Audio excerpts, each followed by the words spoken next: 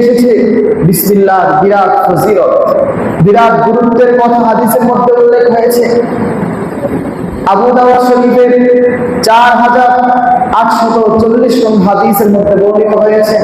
عن أبي هريرة رضي الله تعالى عنه قال قال رسول الله صلى الله عليه وسلم كل امرئ ذي بال لا يبدأ فيه ببسم الله فهو أخطأ।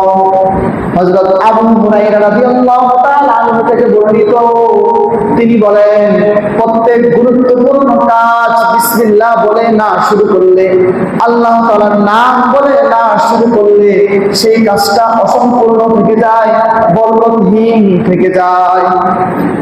এই হাদিসের মধ্যে আল্লাহ রাসূল স্পষ্ট বলে দিচ্ছেন বিসমিল্লাহ মানেই বরকত।